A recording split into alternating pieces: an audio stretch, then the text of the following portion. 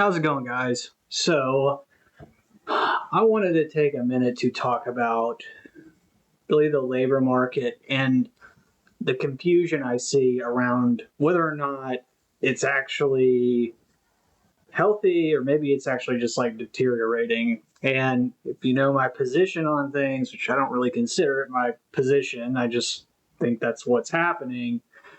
The labor market is quite weak, and that can be true even when the unemployment rate is relatively low, albeit it is in a fairly well defined uptrend. And I think, as with anything in life, it comes down to details. And I think if people were to say go to the BLS's website and look at really the flow chart that they have over there that really qualifies somebody as, say, being unemployed, employed, or just say in the labor force in general, they would probably take a step back and think, okay, do I even really know what the unemployment rate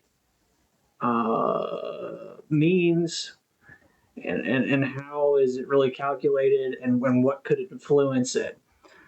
And if you follow me at all, like I will often talk about how just that's a very mechanical calculation, and there are fairly good reasons why it moves non-linearly higher really late cycle. And there's actually a fairly good reason why it's moving higher, albeit just at a slower rate of change. And that does get down to really these labor force flows that people just don't talk about enough, but I think it's very important to really making sense of, on the one hand, you're seeing people who are, say, in the job market trying to land employment are saying that they're struggling, but yet on the other hand, the unemployment rate is, we'll call it, relatively low, and we're adding all these jobs every month, even though they tend to get revised down. So, okay, what's a labor force flow? So the BLS is part of the household survey, and the household survey is what produces the unemployment rate. They track flows into unemployment, into employment, and even into the labor force, and out of the labor force. Okay, so some examples of that would be, and this is like from 1 month to the next. So somebody can say go from being, if you want to think about really the weak link, it would be these flows into unemployment. They can go from being not in the labor force to unemployed. They can go from being employed to unemployed. Maybe they just stay unemployed from one period to the next. Or say, what if somebody goes from being employed to not in the labor force? And that particular flow and dynamic, that is really the anomaly, this cycle. So, on the one hand, you have very textbook recessionary trends in something like flows from not in the labor force to unemployed, even when you normalize that as a share of the labor force. That's even true of people who stay unemployed from one period to the next. So unemployed to unemployed as a share of the labor force, and which is consistent with these other measures that you're finding about just the fact that people are staying unemployed for longer. And yes, there's a secular trend of where if you do become unemployed, you do like something like 27 weeks and over as a share of the unemployed has just only been increasing over time. It's been sort of stair steps higher throughout cycles, and then it'll move much higher in an actual recession. But that's the trend you're seeing. So just in general, people are staying, as you would see going into a recession, they're staying unemployed for longer. And let's say you come off the sidelines and you're looking for a job, you're more likely to go from being not in the labor force to unemployed, which is consistent again with re-entrance as a share of the unemployed is actually meaningfully higher, and it's in a fairly well-defined uptrend as well.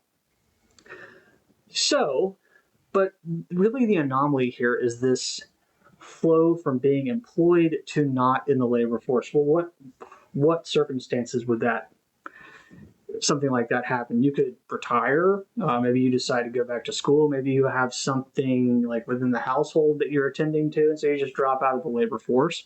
Or maybe there's some other unknown reason, and that's really like the unknown, because on the one hand, like there's a bunch of iterations in the household data, but that particular data series is not very robust on this particular issue. What's interesting is there's been a lot of research around this, and beyond this particular flow dynamic, beyond those reasons I just described. So, like, why would somebody do that? Okay, like, what circumstances would cause that? Was that the result of somebody quitting? And that would be the most logical thing, because you would think, oh, well, that person likely thinks because the job market is still fairly strong that they can just like, they'll be able to find a job fairly quickly. But the reality is what we found out is that like a lot of that is actually due to layoffs. So back to, is there sort of a longer sort of secular trend in the fact that people are just like falling out of the labor force because they're giving up? Is this related to some sort of like demand pull forward around all this COVID stimulus that we had, and even related to something like this outsized international migration we've seen over these past few years? The answer is people just don't really know. And I've tried to even back into some plausible reasons for that, which I won't share here, probably bore you guys to death. But it's very, very interesting. But really back to that particular flow, if you just look at the level of that flow and how it would mechanically influence the unemployment rate moving higher, it has a relatively less muted response to conceivably drive it higher, because it's not flowing into the numerator of the unemployment rate, right, equation. It's not, obviously, if the unemployment level just gets off kilter a little bit and starts growing at a rate of change faster than your denominator, which is the labor force, then you run into issues. So it's going to take really this, like, the flow from being employed to not in the labor force to, I wouldn't say reverse, okay, but it would take a much larger flow going from being employed to unemployed to make it move meaningfully higher, okay? But we're not quite there yet. But the other thing I would say too is just kind of back to what I was alluding to earlier, like something like international migration influencing how we're estimating the labor force, okay? Or the fact that we have just all the, like, the proliferation of gig work. The BLS even admits that they do a poor job of tracking those individuals. And on top of that, is that measure, in and of itself, relatively antiquated? Does it reflect the type of jobs and job dynamics that we currently have available to folks, say, in the labor force? If I think about something like, if you follow me at all, like jobless claims are relatively low, but that's not an indication that the labor market is healthy, right? Again, because people just aren't claiming those benefits because the payout is quite poor. The trade-off is they have access to something like gig work, right? Which, right, means that they're employed.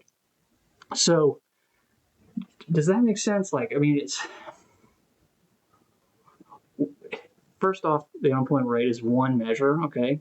But it's a consolidated and it's a very high level measure. Even when you look at something like that by age, industry, occupation, sex, marital status, those iterations go on and on and on. You'll even start to see cracks in that measure. But as with anything, a holistic approach, right? If you look at something like the employment population ratios and those iterations, or labor force participation rates, even the industries in which job growth is occurring, it's very lopsided to government and healthcare, which is in and of itself a textbook recessionary trend. The fact that all these monthly sampled estimates of job growth keep getting revised down, I just don't think people are paying attention to the details, and maybe they're just kind of seeing what they want to see, which is pretty consistent with all the sentiment you encounter these days. But you can say that's maybe a data quality issue, or maybe it's just more of those gaslighting. But again, those two things can be true at the same time. The unemployment rate can be relatively low, and the job market can be weak concurrently. So it is what it is. I mean, I've tried to explain this to people in Nashville, where we currently have an unemployment rate of 2.5%. Yet, if you look at something like private sector job growth, it's actually negative year over year. If you look at the straight count of jobs, like those lagged straight count of jobs versus these more timely monthly sampled estimates. So we got that going for us, which is nice.